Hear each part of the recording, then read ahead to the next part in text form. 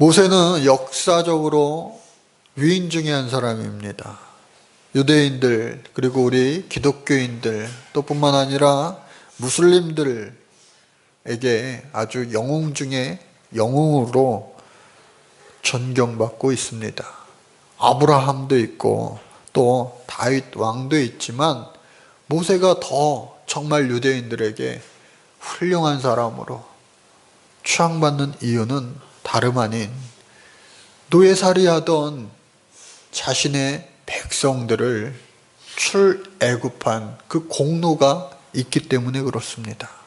그래서 그들이 지키는 유월절도 패스오버, 즉 하나님께서 이스라엘 백성들을 살리시고 그들을 출애굽해 주신 그 은혜를 하나님 앞에 예배하는 것이 바로 유월절인 거예요.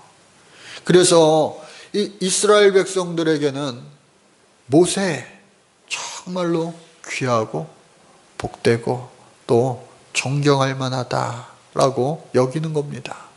그런데 여러분, 모세가 이름의 뜻이 뭐예요? 물에서 건져냄을 받은 자라고 하는 뜻입니다. 당시에 이스라엘 백성들이 애굽에서 노예살이 할 때에 다 죽여라, 태어나는 남자아이 히브리인들은 다 죽여라, 왕이 선포했어요.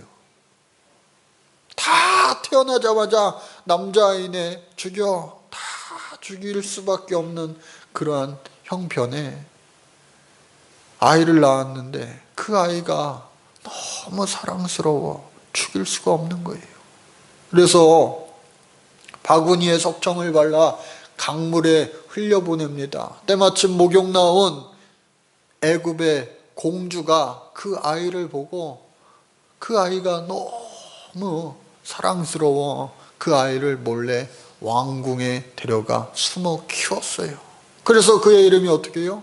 물에서 건져냈다, 모세라고 하는 이름을 지었습니다. 그곳에서 40년 동안 왕궁에 좋은 교육을 받으면서 잘 자랐어요. 그러나 그가 자신이 애굽 사람이 아니라 히브리 사람이구나, 유대인이구나 라고 하는 사실을 알게 되었고, 어느 날 이 히브리 노예들을 막 심하게 다루는 그 애굽 사람을 어떻게 해요? 돌로 쳐 죽여마. 그로 말미암아 어떻게 해요? 애굽을 떠나 저 광야로 갔어요. 광야에서 40년을 살면서 80이 다 돼서야 이제 그저 그럭저럭 이곳에서 평범한 사람으로 인생을 마치기 원하는 그러한 때에 어떻게 해요? 불타는 떨기나무 가운데 하나님의 음성을 듣게 되는 거예요. 모세야, 네가 선 곳은 거룩한 곳이니 내 신을 벗어라. 그리고 그를 부르신 하나님께서 그에게 사명을 주시는 거예요. 어떤 사명을 주셨느냐? 내 백성을 이끌고 젖과 꿀이 흐르는 그 땅으로 가라 라고 말씀하셨을 때에 모세는 뭐라 답했습니까? 내가 누구간데 바로 왕에게 가서 이스라엘 자손을 이끌고 간다 말한단 말입니까? 내가 그곳에 가서 바로 왕 앞에 서면 나는 도망자인데 바로 죽을지도 모릅니다. 또한 말합니다. 이스라엘 백성들이 나를 믿지 않고 또 내 말도 들으려 하지 않을 겁니다. 마지막으로 나는 본래 말을 잘 하지도 못하고 그대로 하나님께서 전할 말씀을 전해주신다 하더라도 내 입이 뻣뻣하고 내 혀가 둔하여 말을 잘 전하지도 못할 겁니다. 그도 그럴 것이 이제 여든에 이른 노인에 불과한 그 모세의 연약함, 인간적인 연약함을 다 하나님 앞에 고백한 거예요. 그러나 하나님께서는 염려하지 말라, 두려워하지 말라, 내가 너를 보내리라. 나는 누구냐? 나는 하나님이야. 스스로 있는 자야. 너의 조상 아브라함의 하나님, 또한 이삭의 하나님, 또한 야곱의 하나님이라 말씀하시며 그에게 용기를 주시고 너 지팡이를 땅에 던져봐라. 가지고 있던 지팡이를 던졌더니 그 지팡이가 변하여 뱀이 되었어요. 그리고 다시 지팡이를 주어라. 주었더니 어떻게 해요? 뱀이 변하여 지팡이가 되었어요. 이처럼 내가 너와 함께하기라. 기적을 베풀어 주리라. 그리고 너의 입에 내 손을 대어 어떻게 해요? 너의 할 말을 내가 다 일러주리라. 그래도 부족하냐? 그렇다면 너의 형 아론을 너의 대변인으로 세워주리라 하면서 그의 염려와 근심 걱정을 다 하나님께서는 평안으로 바꾸어 주셨어요. 그리고 이 모세를 애굽 땅으로 보냈는데, 여러분, 애굽에 가서 단 한 번만으로 이스라엘 백성들이 출애굽한 거 아니잖아요. 소위 말하는 10가지 재앙을, 10번의 만남, 10번의 대면을 통하여서 이스라엘 백성들이 힘겹게 나왔어요. 출애굽했어요. 그런데 출애굽 이후에 바로의 마음이 바로 바뀌어서 애굽의 군대가 이스라엘 백성들을 쫓아갑니다. 그러나 하나님께서는 그의 지팡이를 통하여 역사해 주신다고 말씀하신 것처럼 하늘을 향하여 두 손을 높이 들고 기도할 때에 홍해가 마른 땅이 되는 놀라운 기적을 베풀어 주셨어요. 그로 말미암아 이스라엘 백성들은요, 광야로 이르게 되었습니다. 그리고 뒤따르던 애굽인들은, 그 군인들은 다 홍해에 삼키움을 당하게 된 거예요. 이스라엘 백성들이 이제 가는데 광야에서 먹을 것이 없어요. 하나님께서 하늘문을 열어 기적의 음식 만나를 베풀어 주셨어요. 여러분, 먹을 것이 없습니까? 마실 물이 없습니까? 하나님께서는요, 우리에게 기적의 만나를 베풀어 주시고, 또한 쓴물이 변하여 단물이 되게 하시는 마라의 기적도 베풀어 주실 줄로 믿습니다. 염려하지 마세요. 근심하지 마세요. 걱정하지 마세요. 하나님께서 택하신 저와 여러분들, 택한 백성을 책임져 주시고 인도해 주실 줄로 믿습니다.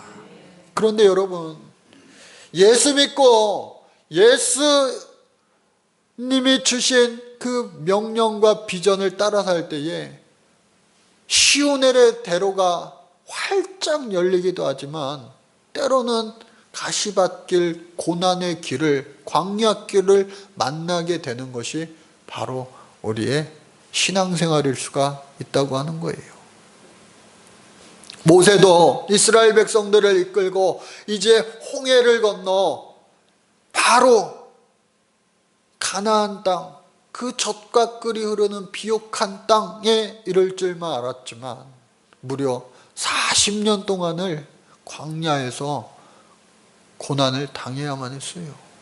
이스라엘 백성들이 40년 동안을 고난 당하는데 누구보다도 힘들었던 사람은 바로 모세였어요.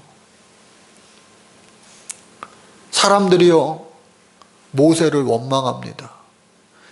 차라리 우리를 저 애굽의 노예로 살게 내버려 두지, 왜 우리를 젖과 꿀이 흐르는 땅으로 인도해낸다고 해놓고서 이와 같이 황야에서 무려 40년 동안을 고생시키냐 하면서 불평, 불만, 투덜대기에 바쁩니다. 모세도 힘들었어요. 아론은요, 모세가 산으로 기도하러 갔을 때에 백성들과 함께 금송아지 만드는 걸 허락하고 말았어요. 이처럼 신앙생활할 때 현실에 안주하고 현실에 무릎 꿇을 때가 우리가 얼마나 많습니까? 그러나 모세는요, 그 현실을 떠나, 현실의 자리를 떠나 산으로 올라가 하나님 앞에 기도할 때 하나님께서는 그를 만나주시고 그에게 계명까지 주셨어요. 즉 하나님께서 그를 위로해 주셨다라고 하는 사실입니다. 여러분, 하나님이 택한 백성은요, 어떠한 고난 가운데서도 우리를 홀로 내버려 두지 아니하시고 우리를 위로해 주시는 분인 줄로 믿으시기 바랍니다. 출애굽기 33장 11절 말씀해 보니까 사람이 자기의 친구와 이야기함 같이 여호와께서는 모세와 대면하여 말씀하셨다라고 하는 거예요. 늘 우리 곁에 계시는 성령님 바라보면서 세상이 줄 수 없는 영원하지 않은 것들에 목매이지 마시고 성령님 주시는 위로함으로 참 평안을 얻으시면서 살아갈 수 있는 저와 여러분들 되시기를 간절히 바랍니다.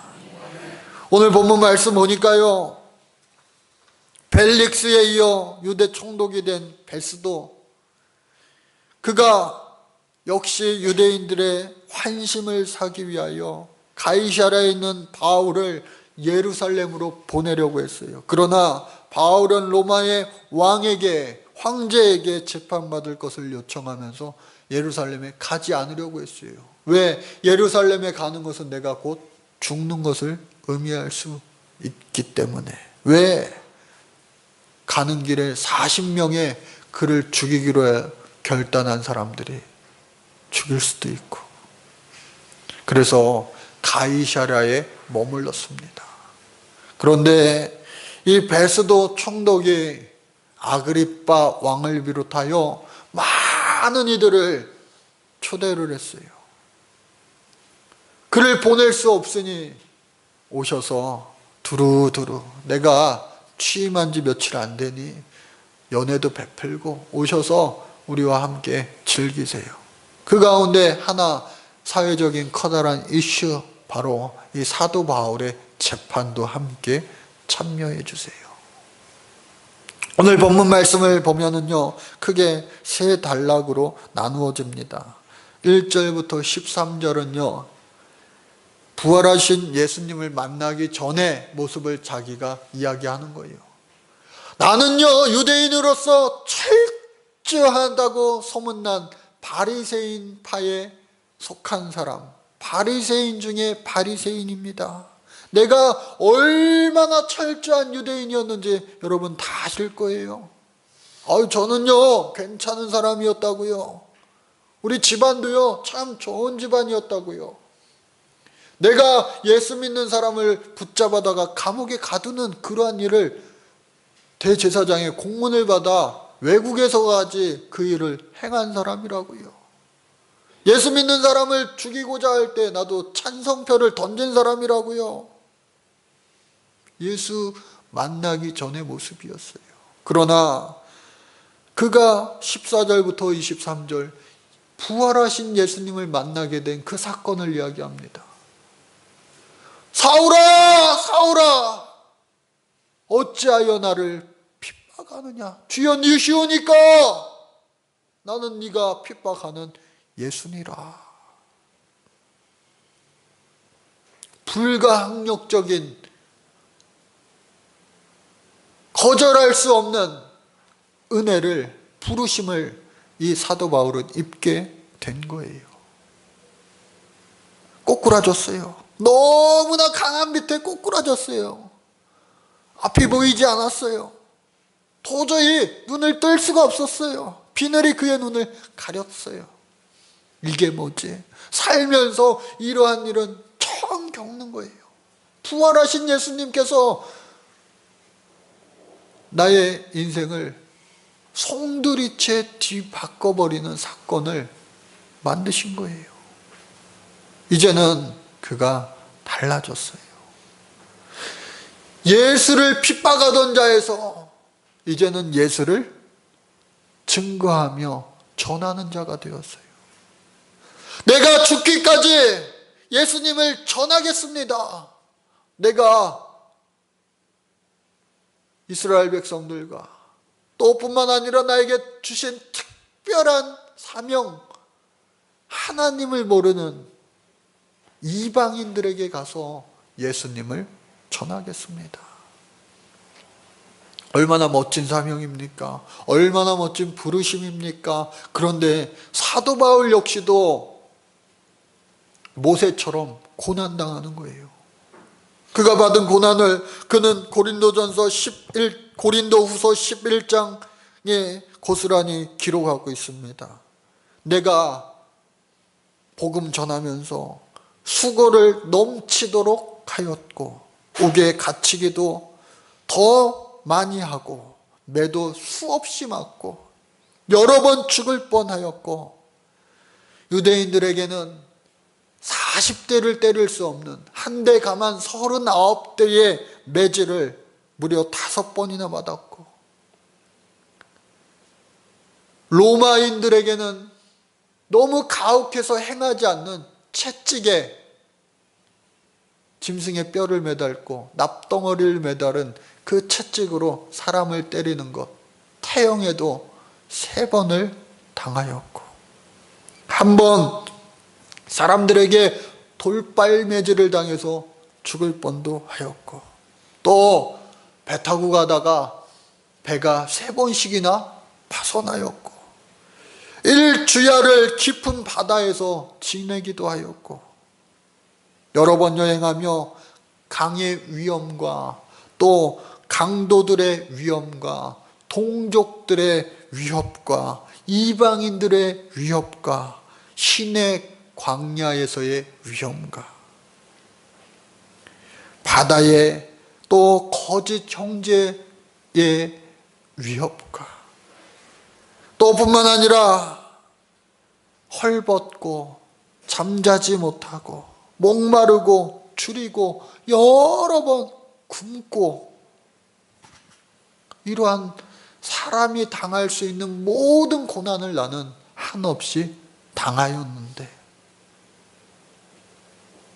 십자가 고통당하사 버림받고 외면당하신 예수님에 비하면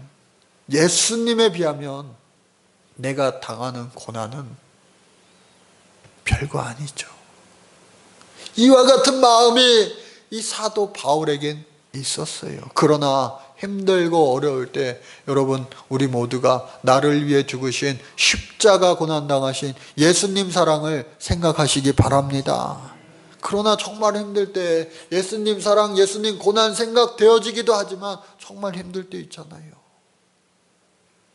그때에 성령께서는요 사도 바울을 모세와 같이 찾아오셔서 위로해 주신 줄로 믿습니다.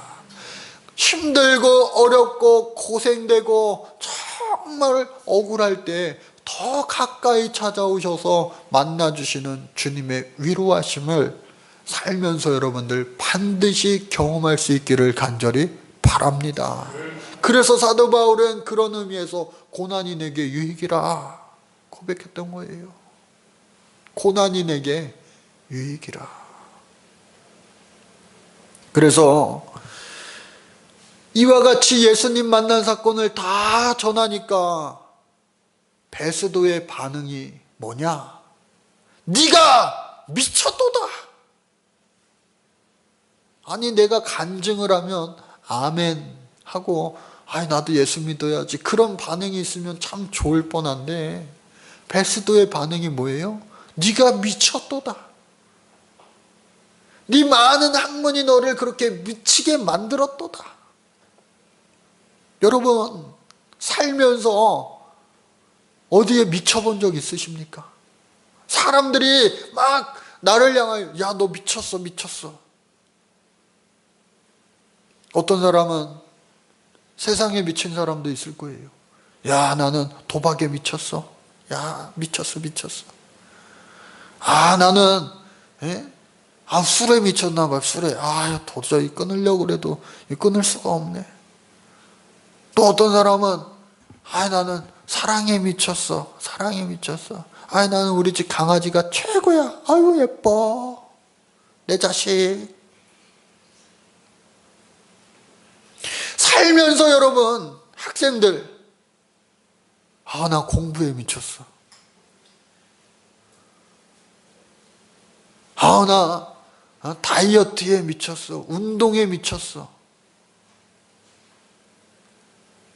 뭐 하나에 정말 미쳤다라고 하는 소리를 들을 만큼 열정을 내어 살아본 적 있으세요? 여러분, 그렇다라고 한다면 주위 사람들로부터 저 사람 하나님께 미쳤어. 저 사람 예수한테 미쳤어. 저 사람 교회에 미쳤어. 교회에 미쳤어. 여러분, 우리가 평생 신앙생활하면서 한번 하나님 앞에 미쳐볼 수 있는, 예수님 앞에 미쳐볼 수 있는, 주님의 몸된 교회에 미쳐볼 수 있는 그러한 열정적인 믿음이 우리에게 있기를 간절히 바랍니다. 우리가 하나님 앞에 미쳤다고 할 때, 우리가 예수님 앞에 미쳤다고 할 때, 주님의 몸된 교회에 미쳤다고 할 때에 하나님께서는 세상 사람들이 소위 말하는 놀라운 기적의 역사를 그런 사람들에게 베풀어 주시는 줄로 믿습니다. 사도 바울이 미쳤다는 이야기를 들었어요. 그렇다면 이 재판의 결과는 어떻게 되겠습니까? 유대인의 왕 아그리빠 왕을 비롯하여 이 베스도 총독 역시도 그를 미쳤다라고 말하며 사도 바울을 안 좋게 평가를 하고 있는 거예요. 그를 죽이기도 하고 그를 살리기도 할 수 있는 이들이 그를 안 좋게 평가하고 있는 거예요. 그런데 사도 바울이 시선을 바꾸어 말합니다. 나를 미쳤다고 하는 저 베스도 총독을 이제는 외면하고 아그리빠 왕을 향하여 이야기하는 거예요. 아그리빠 왕이요, 당신은 유대인의 왕으로서 하나님을 아시지 않습니까? 나도 그 하나님을 여전히 믿고 있으며 그 하나님이 내게 만나게 해주신 예수 그리스도를 당신에게 지금 또 여기에 있는 모든 사람들에게 부활의 주 예수 그리스도를 내가 증거하는 겁니다. 아그리빠 왕이 말합니다. 너 지금 나를 예수 믿게 하려고 전도하는 거냐? 네, 그렇습니다. 네, 그렇습니다.